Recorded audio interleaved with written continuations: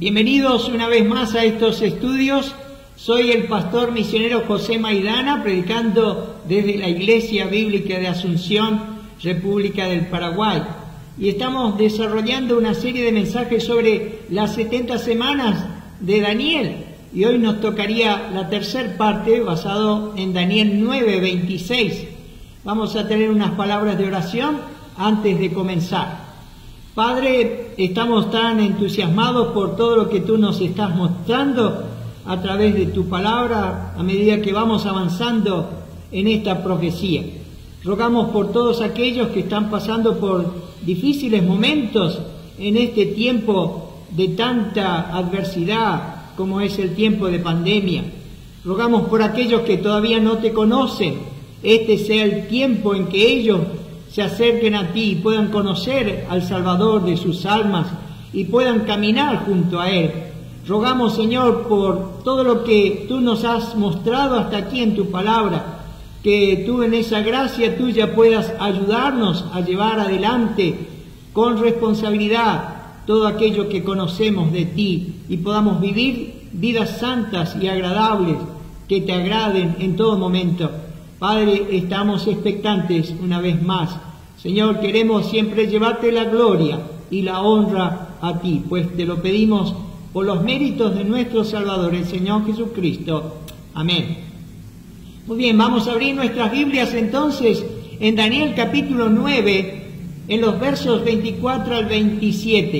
Y dice así: 70 semanas están determinadas sobre tu pueblo y sobre tu santa ciudad para terminar la prevaricación y poner fin al pecado y expiar la iniquidad, para traer la justicia perdurable y sellar la visión y la profecía y ungir al santo de los santos. Sabe pues y entiende que desde la salida de la orden para restaurar y edificar a Jerusalén hasta el Mesías príncipe habrá 7 semanas y 62 semanas se volverá a edificar la plaza y el muro en tiempos angustiosos, y después de las 62 semanas se quitará la vida al Mesías, mas no por sí, y el pueblo de un príncipe que ha de venir destruirá la ciudad y el santuario, y su fin será con inundación, y hasta el fin de la guerra durarán las devastaciones. Y por otra semana confirmará el pacto con muchos, a la mitad de la semana hará cesar el sacrificio y la ofrenda. Después con la muchedumbre de las abominaciones vendrá el desolador hasta que venga la consumación y lo que está determinado se derrame sobre el desolador. Daniel recibe esta visión que ha sido llamada la profecía de las 70 semanas, que se encuentra aquí en Daniel capítulo 9, versículo 24 al 27 que acabamos de leer. Es una profecía que es tan significativa, no solo en términos de probar que la Biblia es la palabra de Dios, pues solo un Dios omnisciente pudo haber predicho con más de 500 años de anticipación el mismísimo día en que el Mesías entraría a Jerusalén montado allí en un asno y presentarse como el príncipe de Israel. Pero también esta profecía es tan importante por darnos el plan de Dios para los últimos tiempos. Hay muchas falsedades y especulaciones sobre el fin de los tiempos, pero el entendimiento de esta profecía nos protegerá contra esas muchas confusiones. Y la razón por la que la gente está tan confundida, tan desorientada sobre qué nos depara el futuro o el fin de los tiempos, es que nunca han aprendido realmente los fundamentos y la profecía de las 70 semanas. Es solo eso, son los fundamentos. Y si no comprendemos los fundamentos, no podremos entender el fin de los tiempos. Y aquí están los fundamentos en esta profecía. Vamos a hacer un breve repaso de las 70 semanas de la profecía de Daniel. Primero, ¿a quién se refiere esta profecía? Esta profecía se refiere primero al pueblo de Daniel, los judíos, y segundo, a la ciudad santa, Jerusalén. Daniel 9:24 leímos: 70 semanas están determinadas sobre tu pueblo y sobre tu santa ciudad. Todo el enfoque de la profecía gira en torno a la nación de Israel, no a la iglesia. La iglesia es un misterio que no fue revelado en el Antiguo Testamento. Lo segundo que vimos es qué leyó en el libro de Jeremías Daniel. Daniel aprendió de la lectura de Jeremías que la indignación inicial de Dios contra Israel duraría 70 años. Y Daniel sabía que los 70 años estaban a punto de terminar. Lo tercero es la nueva revelación de Dios. Mientras Daniel reflexionaba sobre estos pensamientos y los llevaba ante el Señor en oración, Dios le reveló a través del ángel Gabriel que se habían determinado, decretado, sacado del calendario allí judío 70 semanas contra Israel. 70 semanas nos habla de 70 veces una unidad de 7.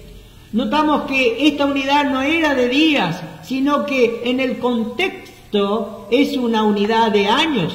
Por lo tanto, las 70 semanas eran 70 veces 7 años, o sea, 490 años.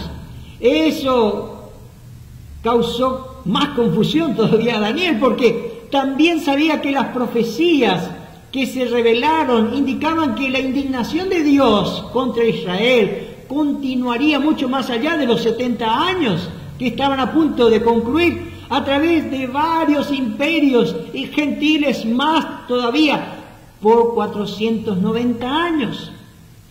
Cuarto, ¿cuándo comenzó a correr esta profecía? ¿Cuándo tocó el dedo divino, el botón de inicio de esta profecía?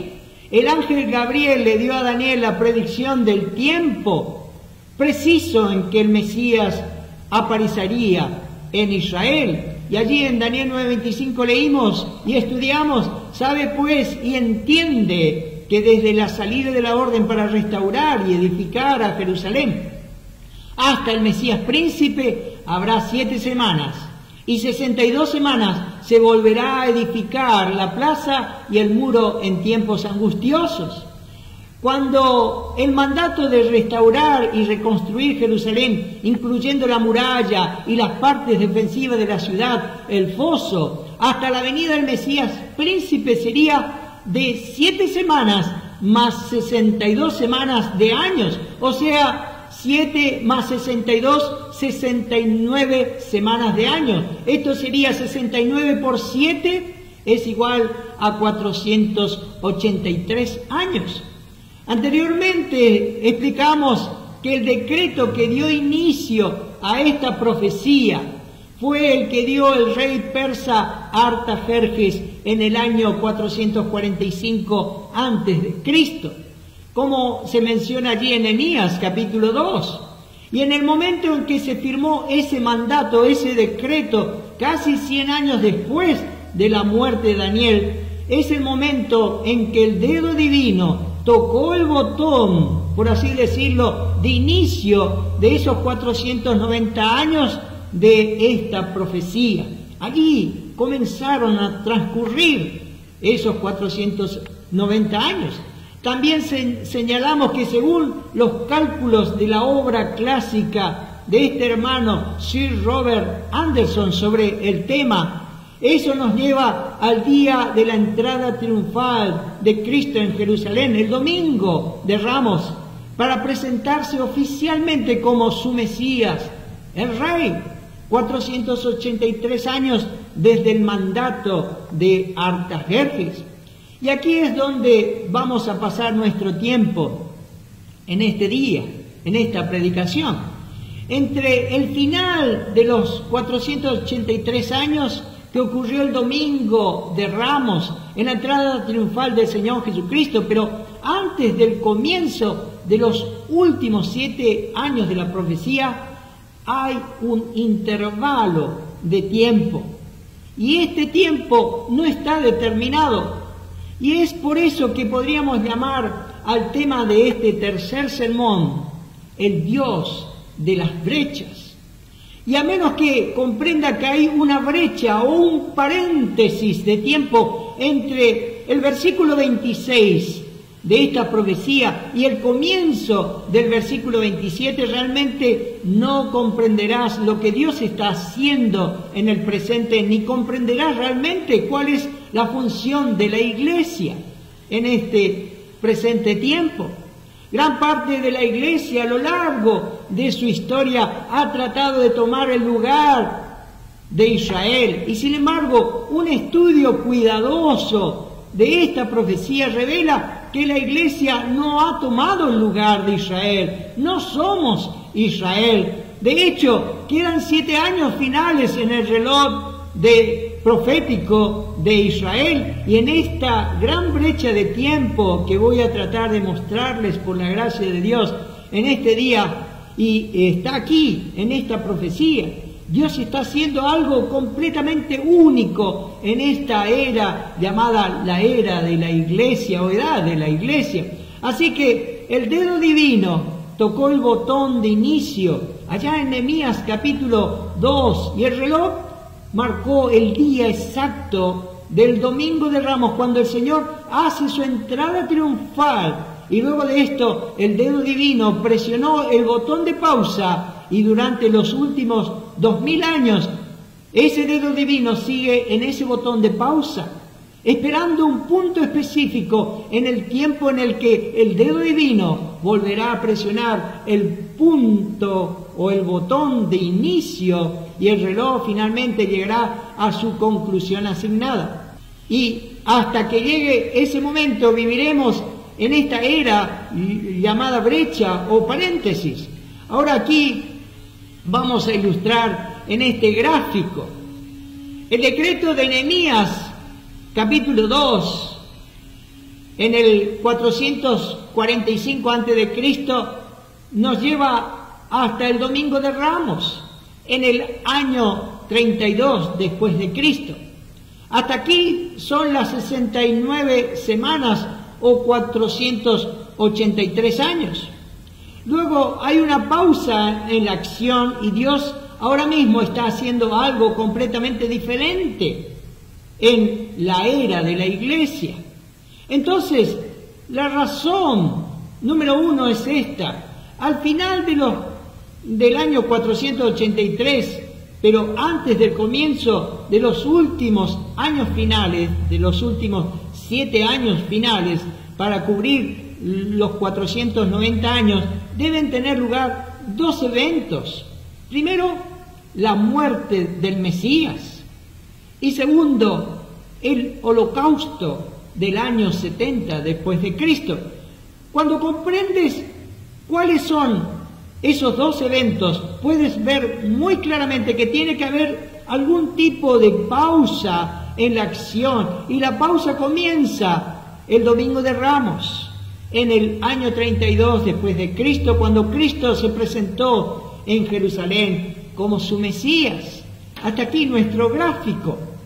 Y lo que quiero hoy compartir con ustedes son 4 razones por las que efectivamente existe este lapso de tiempo o brecha. Primero, hay 2 eventos entre el versículo 26 y el versículo 27, como vimos en este gráfico. Primero, la muerte del Mesías y el holocausto del año 70 después de Cristo. ¿Qué es lo primero entonces que tiene que pasar? Número 1, el Mesías debe ser crucificado. Y allí lo leímos en Daniel 9:26, que dice: y después de las 62 semanas se quitará la vida del Mesías, mas no por sí. Cuando habla de que se quitará la vida al Mesías, habla del Mesías viniendo a la nación de Israel, presentando sus credenciales mesiánicas a la nación de Israel, y ser rechazado por esa nación. Ese rechazo se ratificó finalmente en la crucifixión, sucediendo poco tiempo después del Domingo de Ramos, de su entrada triunfal a Jerusalén. Y notará que en el versículo 25 se refiere a Jesús como el Mesías príncipe. ¿Por qué se llama Mesías príncipe en lugar de Mesías rey? Se llama Mesías príncipe porque nunca fue recibido como rey por su propia nación. Si la nación de Israel hubiera entronizado al Señor Jesucristo como rey, Él habría sido el rey, pero ahora mismo Él no está reinando como rey. Esto no se ha cumplido todavía. Ese papel se llevará a cabo una vez que transcurran los últimos 7 años de la profecía, pero en este momento Él no está reinando como rey. Él está a la diestra del Padre, sí, en el cielo, no sentado en la tierra, en el trono de David, de manera majestuosa, como lo hará en el milenio, un cargo que ocupará como rey allí cuando Israel se arrepienta, cuando Él venga por segunda vez. En este momento Él está a la diestra del Padre, actuando como sumo sacerdote, intercediendo por nosotros, según el orden de Melquisedec.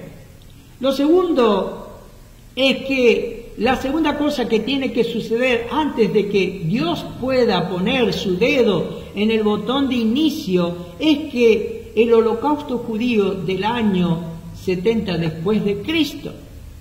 En el año 70 después de Cristo fue un momento terrible en la historia judía, no hay duda.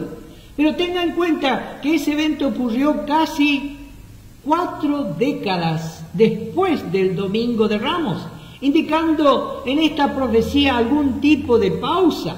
Mire lo que dice allí el resto del versículo 26 en el capítulo 9 de Daniel. Y el pueblo de un príncipe que ha de venir destruirá la ciudad y el santuario, y su fin será con inundación, y hasta el fin de la guerra durarán las devastaciones. ¿Qué está profetizando esto exactamente aquí? Está profetizando un evento terrible en la historia judía, en el año 70 después de Cristo, cuando los romanos, unos 40 años después de que Cristo dejó la tierra, vinieron y destruyeron la ciudad y el santuario. Más de 1 millón de hebreos perdieron la vida en este momento, en ese acontecimiento. Este es el resultado del pacto que Dios le dio a Moisés en el monte Sinaí. En ese pacto hay bendiciones y maldiciones. Esto lo encontramos en Deuteronomio capítulo 28. Las maldiciones son de naturaleza muy severas. Esbozan para Israel los tiempos de disciplina que experimentarían como resultado de la desobediencia a Dios. Y esos son ciclos de disciplina que la nación ha experimentado muchas veces. Por ejemplo, en el año 722 a.C., Dios usó a los asirios para disciplinar, para castigar al pueblo de Israel, y el reino del norte fue llevado en cautiverio. En el 586 Dios usó a los babilonios para disciplinar al reino del sur y destruir totalmente la ciudad y el templo levantado por Salomón. Y ahora aquí vamos de nuevo. Vienen los romanos en el año 70 después de Cristo. Es por eso que el Señor Jesús actuó de manera como lo hizo allí en el Domingo de Ramos, cuando presentó sus credenciales mesiánicas a la nación de Israel. Y dice en Lucas capítulo 19, versículo 41, y cuando llegó cerca de la ciudad, al verla, lloró sobre ella, diciendo: oh, si también tú conocieses, a lo menos en este tu día, lo que es para tu paz. Mas ahora está encubierto de tus ojos, porque vendrán días sobre ti, cuando tus enemigos te rodearán con vallado y te sitiarán por todas partes, te estrecharán y te derribarán a tierra y a tus hijos dentro de ti, y no dejarán en ti piedra sobre piedra, por cuanto no conociste el tiempo de tu visitación. ¿Por qué llora el Señor? Porque sabe lo que predijo Daniel. Su rechazo y los terribles acontecimientos 40 años después, en el año 70 después de Cristo. En otras palabras, el Mesías estaba frente a ellos. El reino estaba aquí y podrían haberlo tenido, pero lo rechazaron. Rechazaron a su Mesías. Todo lo que los romanos les hicieron a los judíos en el año 70 después de Cristo lo sabemos por el gran historiador del siglo I que se llamó Flavio Josefo. Los romanos construyeron un terraplén alrededor de la ciudad de Jerusalén para que no pudieran escapar. No podían salir, aunque lo quisieran. Y en el versículo 44 que leímos dice, y te derribarán a tierra, y a tus hijos dentro de ti. Josefo nos dice de los horrores que acontecieron en ese periodo de tiempo, cuando los soldados romanos aniquilaron brutalmente, abriendo los vientres de las mujeres judías embarazadas y estrangularon hasta la muerte a sus niños que estaban allí, dentro de ellos. Jesús aquí está dando una descripción realmente espeluznante, proféticamente, de este periodo de tiempo. Y luego Él dice, y no dejarán en ti piedra sobre piedra, por cuanto no conociste el tiempo de tu visitación. Daniel aquí hace referencia al templo que los romanos destruirían. Hay en la historia judía 4 templos, uno pasado desde la perspectiva de Daniel y 3 futuros. Y en esta visión hace referencia a los 3 templos aún futuros. El templo del que está hablando aquí en el versículo 26 es el segundo templo que fue reconstruido por los que regresaron de la cautividad, pero finalmente fue destruido por los romanos en el año 70 después de Cristo. Daniel está viendo que ese segundo templo comienza a existir, pero también lo ve destruido y lo ve proféticamente incluso antes de que existiera. El año en que Daniel recibe esta profecía aproximadamente es en el año 538 antes de Cristo, y ese templo no sería reconstruido hasta el 515 antes de Cristo. ¿Y qué dijo Jesús allí en esa entrada triunfal? Y no dejarán en ti piedra sobre piedra. Hoy, si puedes ir a la ciudad de Jerusalén, el monte del templo, allí en ese monte podrás ver un montón de rocas donde una vez estuvo el templo. Las rocas no están encima una de la otra, sino que están derrumbadas, están despedazadas, destruidas. ¿Y por qué es eso? Porque el templo se incendió en el año 70 después de Cristo. El oro, nos dice Josefo, se derritió y se derramó entre los ladrillos y las piedras del templo. Cuando el oro derretido se enfrió, se solidificó, los codiciosos soldados romanos, para conseguir ese oro, desmontaron el templo piedra por piedra, que es exactamente lo que el Señor Jesucristo predijo, lo que sucedería. Y es por eso que el Domingo de Ramos Jesús llora. Él llora porque comprende los ciclos de disciplina y comprende el resultado de las profecías de Daniel. Entonces, esto nos está mostrando que hay claramente una conexión de la causa y efecto en Daniel 9 entre la muerte del Mesías y la destrucción de la ciudad y el templo por los romanos. ¿Por qué esperó el Señor hasta el año 70 después de Cristo antes de enviar al ejército romano a invadir a Jerusalén? Bueno, esto nos habla de la misericordia de nuestro Dios, de la paciencia de Dios para con su pueblo Israel. Israel rechazó al Mesías, pero lo hizo, como sabemos, por ignorancia. Si esos 2 eventos, entonces, la crucifixión del Mesías y el holocausto judío en el año 70 después de Cristo, tuvieran que suceder antes de que Dios pudiera reiniciar la profecía, el último evento sucedió 40 años después del Domingo de Ramos.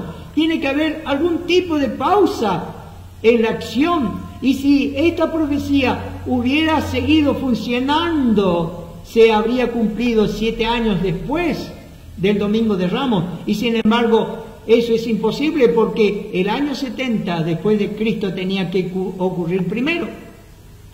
Miremos entonces la segunda razón de la brecha que encontramos aquí en estos 2 versículos 25 y 26. Todavía no ha sucedido las 6 profecías prometidas en Daniel, capítulo 9, versículo 24. ¿Qué va a pasar cuando el reloj profético llegue al final de los 490 años? Y la respuesta es que 6 profecías se cumplirán. En Daniel 9:24 enumera esas 6 bendiciones que hemos estudiado. Daniel 9:24 dice: 70 semanas están determinadas sobre tu pueblo y sobre tu santa ciudad para terminar la prevaricación y poner fin al pecado y expiar la iniquidad, para traer la justicia perdurable y sellar la visión y la profecía y ungir al santo de los santos. Si la profecía se hubiera mantenido al mismo tiempo, 7 años después del Domingo de Ramos, Israel hubiese recibido esas 6 bendiciones, pero eso nunca sucedió. Vamos a mirar nuevamente esas 6 bendiciones brevemente. Primero, dice que habrá una culminación de la transgresión. Lo que eso significa simplemente es que el pueblo judío dejará de rebelarse y rechazar a su Mesías, Jesucristo. Sabemos que eso no ocurrió. Lo segundo, dice que se pondrá fin al pecado. Los pecados diarios de Israel terminarán. Serán cosas del pasado porque estarán bajo el control del Mesías al final de este periodo. Esto tampoco sucedió. Lo tercero es expiar la iniquidad. Esto significa la reconciliación por el pecado. El Mesías se reconciliará con su pueblo Israel porque ellos lo aceptarán como su Salvador. Pero sabemos que en la actualidad la mayor parte de la nación judía no ha confiado en esa expiación. Dice traer la justicia eterna. ¿Y qué es esto? Es el establecimiento del reino de Dios largamente esperado en la tierra a través de la nación judía. Esto tampoco ha sucedido. Y lo que el quinto, se sellará la visión y la profecía, significa que todos los pactos y todas las profecías concernientes a Israel estarán en cumplimiento al final de los 490 años. Y el sexto, ungir el lugar santísimo. Al final de los 490 años, el área del final de los 490 años, el área del templo será consagrada para el servicio divino. Israel será testigo del regreso de la gloria Shekinah al lugar santísimo. Bueno, puedo hacerle de nuevo esta pregunta sencilla. ¿Ha sido la nación de Israel restaurada de esta forma 7 años después del Domingo de Ramos? Por supuesto que no. Por lo tanto, esta es una prueba más de que en algún momento esta profecía se puso en espera y continúa en espera incluso en el tiempo actual. Se paró el reloj profético. La tercera razón por la que creo que hay una brecha indicada en esta profecía es que Jesús mismo creía que la brecha estaba allí. Jesús tomó Daniel 9:27 y lo puso en un futuro lejano.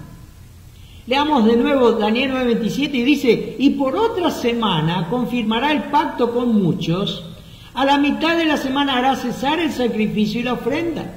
Después, con la muchedumbre de las abominaciones, vendrá el desolador, hasta que venga la consumación y lo que está determinado se derrame sobre el desolador.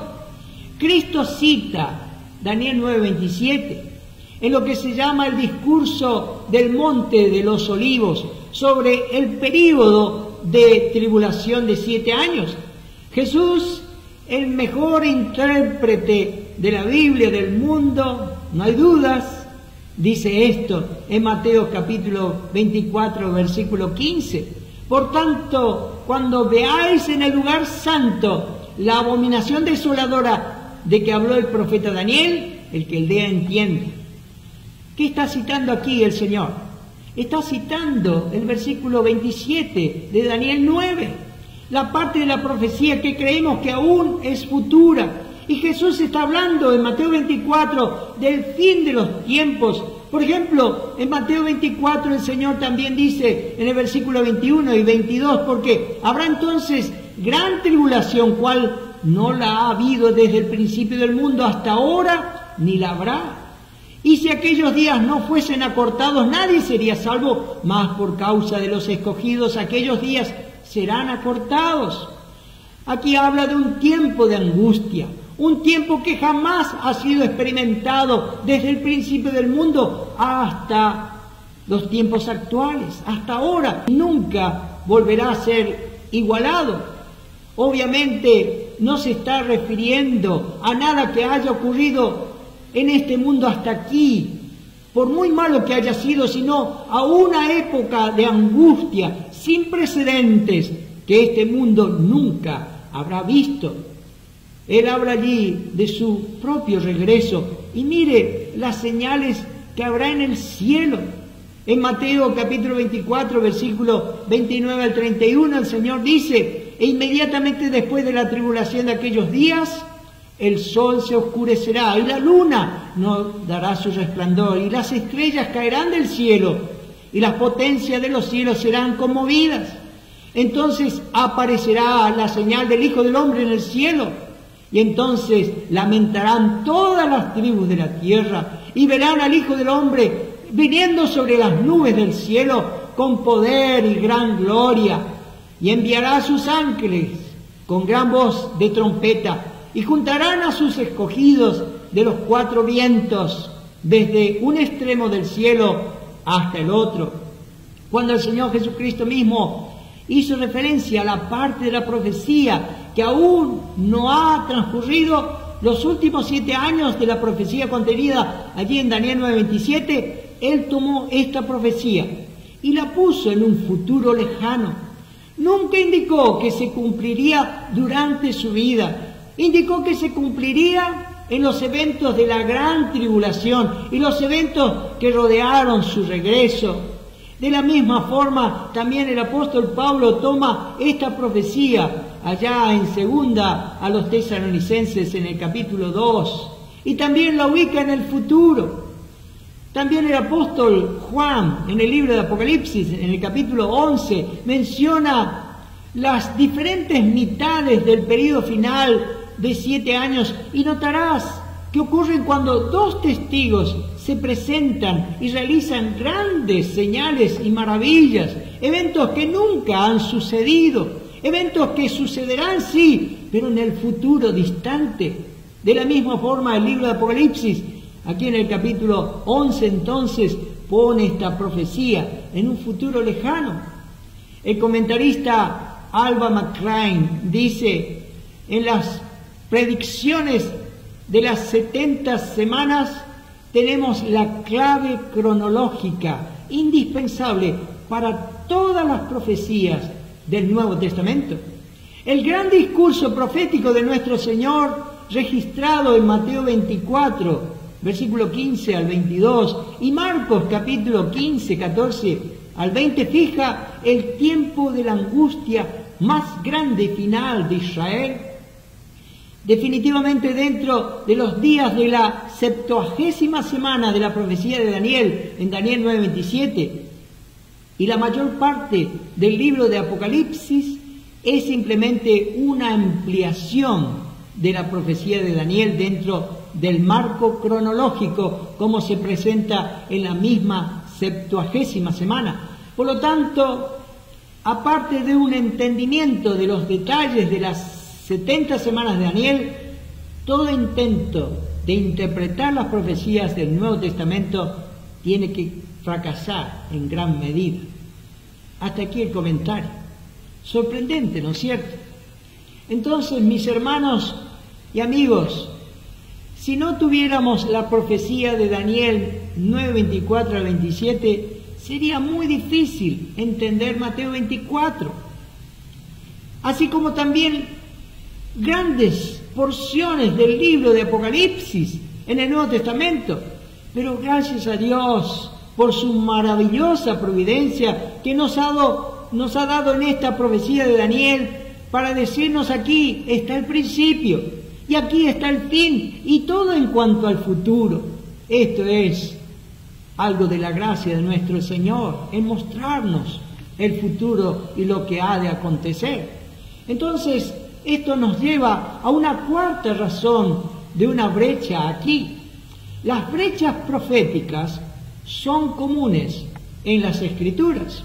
Muchas veces cuando estudiamos profecía nos gusta usar para describir esto las dos montañas mirando a la distancia.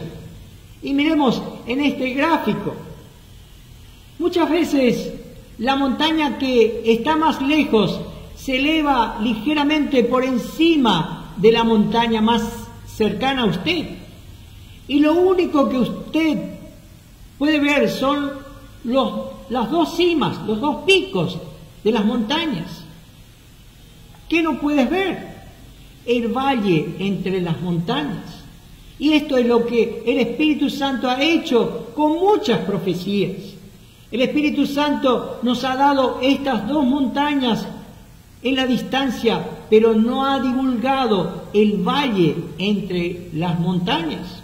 Los creyentes del Antiguo Testamento sabían que el Mesías, el Cristo, vendría al mundo algún día. Algunos pasajes del Antiguo Testamento describen al Mesías como alguien que sufriría y moriría. Esto es la primera venida y su muerte en la cruz. Hay otros pasajes en el Antiguo Testamento que describen al Mesías como un rey glorioso que gobernaría sobre todo el mundo. Esto es la segunda venida y su reino. La persona podría confundirse y pensar que estos pasajes del Antiguo Testamento describen a dos personas diferentes. Sin embargo, no hay dos Mesías, sino dos venidas de un Mesías. Y en medio de las dos venidas está la edad de la Iglesia, que no aparece en el Antiguo Testamento, pues es un misterio escondido. Hasta aquí nuestro gráfico. Esto es lo que creemos que está sucediendo aquí en Daniel capítulo 9, versículos 26 y 27. Por ejemplo, vayamos a la profecía de Zacarías capítulo 9, versículo 9, que dice: alégrate mucho, hija de Sión, da voces de júbilo, hija de Jerusalén. He aquí, tu rey vendrá a ti, justo y salvador, humilde, y cabalgando sobre un asno, sobre un pollino, hijo de asna. Ahora, esta profecía que leímos, le hago una pregunta: ¿es la primera o la segunda venida de Cristo? Es la primera, ¿no es cierto? Porque lo leímos en los evangelios. Jesús entró en Jerusalén el domingo de Ramos en un asno. Bueno, pero miremos ahora el versículo 10. Zacarías 9:10 dice: y de Efraín destruiré los carros y los caballos de Jerusalén, y los arcos de guerra serán quebrados. Y hablará paz a las naciones, y su señorío será de mar a mar, y desde el río hasta los fines de la tierra. El versículo 10 se refiere a la primera venida o a la segunda venida. Obviamente se trata de la segunda venida. Bueno, ¿qué pasa entonces entre los versículos 9 y 10? El Espíritu Santo no nos reveló. Él no reveló el valle. Lo que reveló son las dos montañas en la distancia. Eso mismo es lo que está sucediendo aquí en Daniel capítulo 9, versículos 26 y 27. Miremos otra profecía ya en Isaías capítulo 9, versículo 6, que todos la conocemos. La primera parte dice: porque un niño nos es nacido, hijo nos es dado. Hasta aquí. Aquí se refiere a la primera venida, ¿no es así? Bueno, pero ¿qué pasa con el resto del versículo?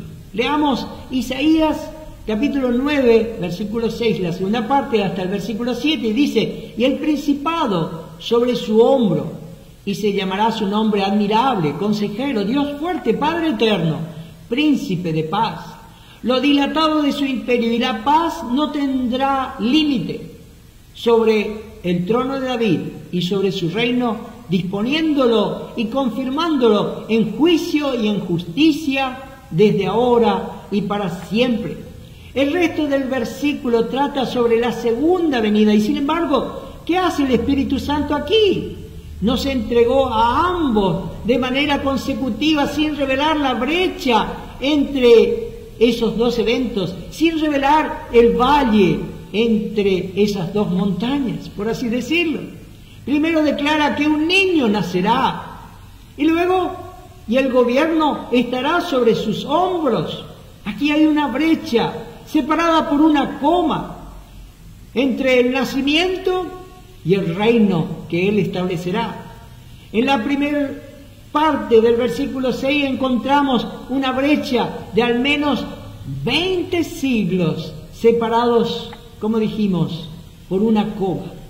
La frase hijo nos es dado se refiere allá a Belén, mientras que las palabras y el principado sobre su hombro y el verso 7 señalan hacia el futuro, hacia el reino milenial.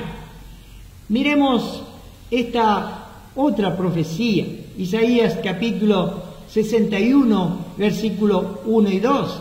Dice así: el Espíritu de Jehová, el Señor, está sobre mí, porque me ungió Jehová, me ha enviado a predicar buenas nuevas a los abatidos, a vendar a los quebrantados de corazón, a publicar libertad a los cautivos y a los presos apertura de la cárcel, a proclamar el año de la buena voluntad de Jehová y el día de venganza del Dios nuestro, a consolar a todos los enlutados. Tremenda profecía, ¿no es cierto? ¿Ha estudiado alguna vez cómo explicó nuestro Señor esta profecía? Miremos allá en Lucas cómo Él la dijo. Allí en Lucas capítulo 4, versículo 16 al 21, dice: vino a Nazaret, donde se había criado, y en el día de reposo entró en la sinagoga conforme a su costumbre, y se levantó a leer, y se le dio el libro del profeta Isaías. Habiendo abierto el libro, halló el lugar donde estaba escrito. Y aquí comienza la lectura de Isaías. Dice: el Espíritu del Señor está sobre mí, por cuanto me ha ungido para dar buenas nuevas a los pobres. Me ha enviado a sanar a los quebrantados de corazón, a pregonar libertad a los cautivos y vista a los ciegos, a poner en libertad a los oprimidos, a predicar el año agradable del Señor. Y luego el Señor deja de leer. Allí Él para la lectura.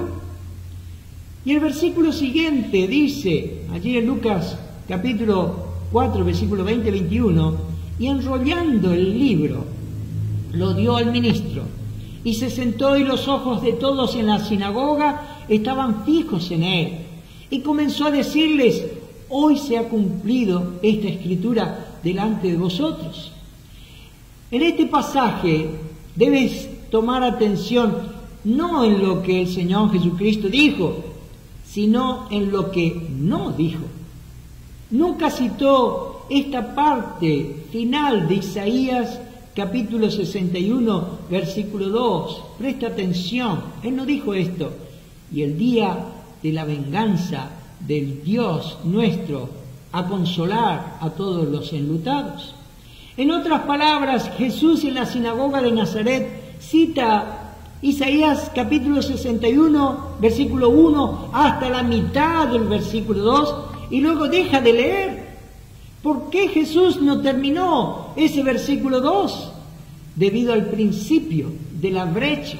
Dijo allí en Lucas capítulo 4, 21, y comenzó a decirles: hoy se ha cumplido esta escritura delante de vosotros.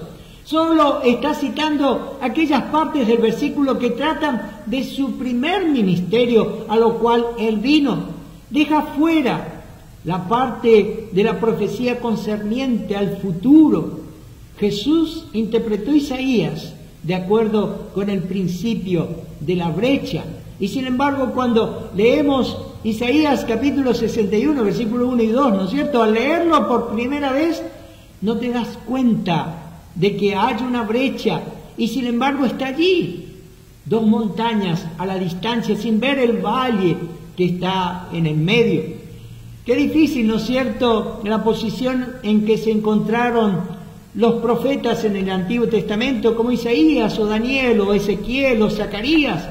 El Espíritu Santo les da una profecía o les dio una profecía sobre un Mesías sufriente, pero también les da una profecía sobre un Mesías gobernante y reinante y triunfante.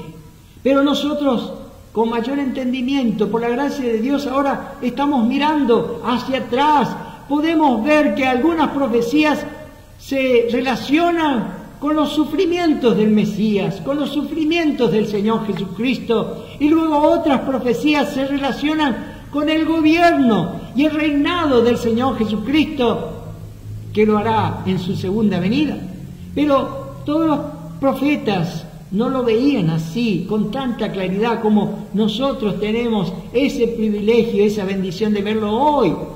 Es por eso que el apóstol dice allí en 1 Pedro capítulo 1, versículos 10 y 11, los profetas que profetizaron de la gracia destinada a vosotros inquirieron y diligentemente indagaron acerca de esta salvación, escudriñando qué persona y qué tiempo indicaba el Espíritu de Cristo que estaba en ellos. Y preste atención, el cual anunciaba de antemano los sufrimientos de Cristo y las glorias que vendrían tras ellos. Entonces, ¿no es interesante, querido hermano y amigo, que nosotros hoy, solo en virtud del periodo de tiempo en el que estamos viviendo, podamos entender las profecías de Daniel mejor que Daniel? Podemos entender las profecías de Isaías, de Zacarías, mejor que ellos, porque podemos decir, esto se relaciona con la primera venida del Señor Jesucristo. Esto aquí se refiere aquí al final de los tiempos, cuando el Señor Jesucristo venga a reinar, o aquí al final de la era de la iglesia, cuando la era de la iglesia haya terminado con el rapto, se relaciona con la segunda venida. En otras palabras, la profecía de las 70 semanas comenzó allá en Nehemías capítulo 2 con el decreto del rey Artajerjes y se extendió hasta el día exacto. ¿Cuál fue ese día exacto?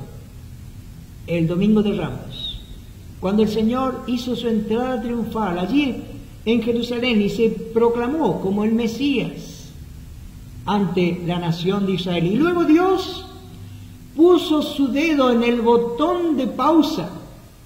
Ese dedo ha estado en el botón de pausa durante estos 2000 años.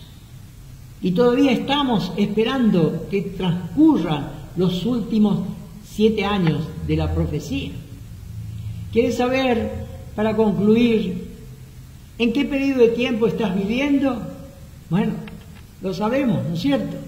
Estamos viviendo en una brecha. Estás viviendo en un lapso de tiempo en el que Dios ha dejado a Israel en el estante. Lo ha puesto bajo disciplina.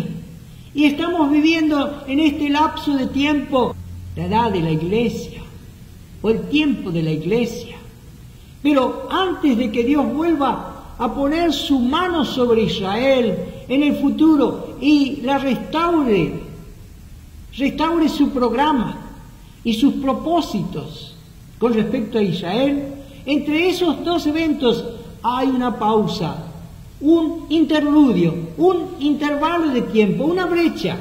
¿Con quién está trabajando Dios en esta brecha? Con la iglesia.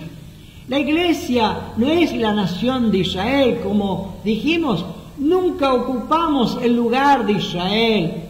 Dios tiene un propósito pasado y un propósito futuro para con la nación de Israel, pero vivimos en una brecha de tiempo llamada la era de la iglesia, que comenzó en Hechos capítulo 2, con el descenso del Espíritu Santo en Pentecostés y concluirá hasta que el Señor nos venga a buscar y llevar con Él en el rapto. Bueno, en este lapso de tiempo, ¿qué haremos como iglesia? Tenemos 3 propósitos básicos que vemos en la palabra del Señor. Primero, glorificar a Dios. En Efesios 3:21 dice: a Él sea la gloria en la iglesia, en Cristo Jesús, por todas las edades, por los siglos de los siglos. Amén. Lo segundo es para edificar a los santos. En Efesios capítulo 4, versículo 12 dice: perfeccionar a los santos para la obra del ministerio, para la edificación del cuerpo de Cristo. Eso está sucediendo a través de diferentes ministerios que el Señor nos ha dado, a través de este ministerio del púlpito, a través de diversas clases de estudio y muchas otras cosas que el Señor nos permite hacer para edificar a su pueblo, los santos. Y el tercero, nuestro llamado es la evangelización global. No solo debemos sentarnos cómodos en nuestras iglesias y allí fortalecernos y ser edificados con la enseñanza que estamos recibiendo, sino que debemos reproducirnos, debemos salir de nuestras 4 paredes y reproducirnos. Nuestro llamado es la evangelización, el cumplimiento de la gran comisión. El Evangelio se llama Buenas Nuevas, porque Jesús murió sacrificándose por nuestros pecados en la cruz del Calvario. Él sufrió y recibió toda la ira de un Dios santo allí sobre su cuerpo en el madero.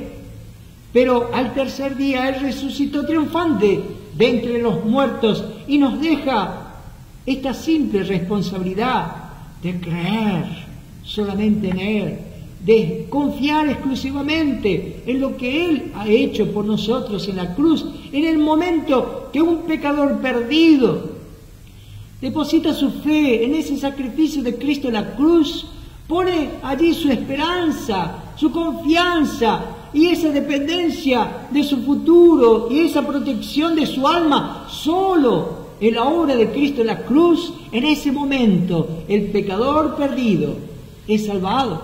Dios hace una tremenda obra en ese momento que ese pecador confía en ese sacrificio de Cristo en la cruz. Él viene a pertenecer al cuerpo de Cristo, la iglesia, y nos convertimos en parte de esa obra de Dios que hasta ahora ha durado más de 2000 años, en este tiempo que llamamos también el tiempo de la gracia.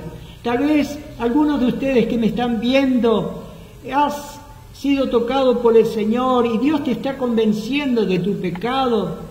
Dios te está dando una oportunidad más para que en este día puedas reflexionar allí en tu mente y en lo profundo de tu corazón, que puedas venir al Salvador de tu alma y creer en el Señor Jesucristo como tu Salvador personal. Puedes confiar ahora mismo, sin tener que caminar por ningún pasillo, sin tener que unirte a ninguna iglesia, sin tener que dar ningún dinero o hacer algún voto, sino solamente allí en la privacidad de tu corazón y de tu mente decirle al Señor: creo en ti, Señor, creo que tú moriste por mí en la cruz y me arrepiento de mis pecados. O quiera el Señor que puedas recibir esta gran bendición que es la salvación de tu alma. El Señor te bendiga. Vamos a orar. Padre, te damos tantas gracias, Señor, por tu palabra. Gracias por todo lo que tú nos has dicho en cuanto al pasado. Gracias por todo lo que tú nos has dicho en cuanto al futuro. Pero cuán bendecidos somos, Señor, de todo lo que tú nos dices en cuanto al presente. ¿Cuáles son tus propósitos? ¿Cuáles son tus deseos? Señor, ¿qué es lo que nos depara el futuro? Gracias, Señor, por esta salvación tan grande. Oh, cuánto oramos, Señor, que muchos en este día puedan venir ante ti, puedan creer en ti como su Salvador personal. Todo esto te lo pedimos para tu gloria y para tu honra. los méritos del Señor Jesucristo.